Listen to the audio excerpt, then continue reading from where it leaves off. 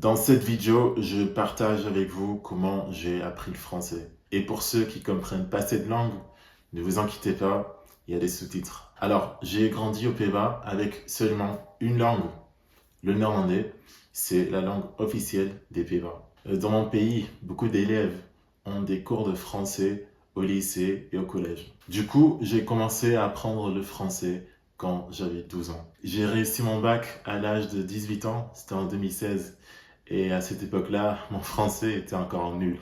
Personnellement, l'apprentissage du français m'a pas trop apporté au collège. Du coup, j'avais 18 ans et mon français était absolument pourri. J'avais peut-être un A2 max. C'était exactement à ce moment-là que je me suis dit qu'il fallait améliorer mon français. Ce qui m'a beaucoup motivé, c'est le fait que une bonne partie de ma famille est francophone. Pourtant, j'ai pas grandi avec cette langue. Ça m'a tellement frustré que je me suis dit, bon, vas-y, faut foncer, c'est maintenant ou jamais. Le point de départ était que mon français était un A2 max, mon accent était pourri et je comprenais rien à ce que l'on disait dans les conversations. Du coup, il me fallait une bonne stratégie pour enfin améliorer mon français. À la fois, c'était très important pour moi parce que je voulais parler en français avec mes cousins. Ce qui m'a beaucoup embrouillé au collège, c'était la grammaire. J'avais l'impression de comprendre les règles de grammaire, mais dans la vraie vie, je savais pas trop quoi répondre. Du coup, j'avais décidé de laisser tomber la grammaire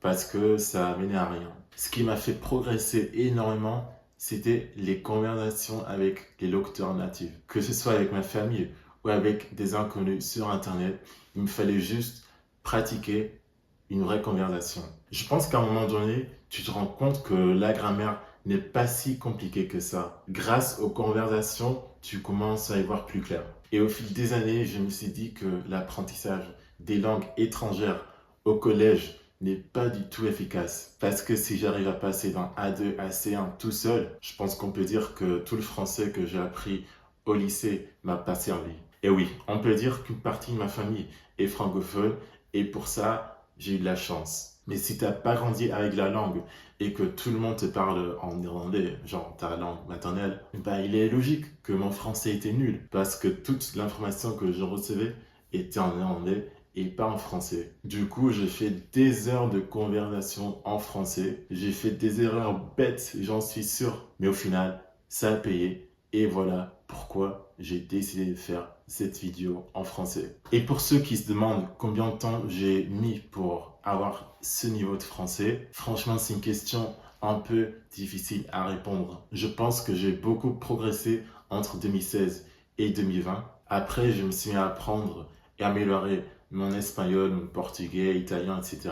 Du coup, à un moment donné, j'apprenais plus le français d'une manière active. Quand tu as beaucoup progressé et tu n'as plus besoin de travailler ta grammaire, tu veux te concentrer sur les conversations spontanées. C'est exactement le type d'activité qui va te mettre à l'épreuve. Oui, parce que déjà, conversation spontanée, ça veut dire qu'il y a beaucoup d'éléments, beaucoup de choses qui t'arrivent, en fait, que tu peux pas préparer.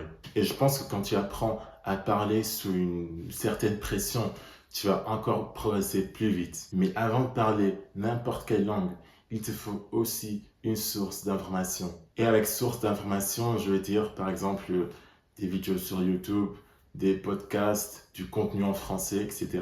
J'ai consommé énormément de contenu en français et ça m'a beaucoup aidé. Et après, on a bien sûr la musique. Personnellement, je suis très fan de rap et comme le monde du rap est très bien représenté en France, j'avais de la chance. Du coup, en 2016, j'ai découvert tellement d'artistes francophones grâce à ma motivation de vouloir améliorer mon français. Et j'ai presque oublié de le dire, mais j'ai jamais vécu en France ou dans un pays francophone.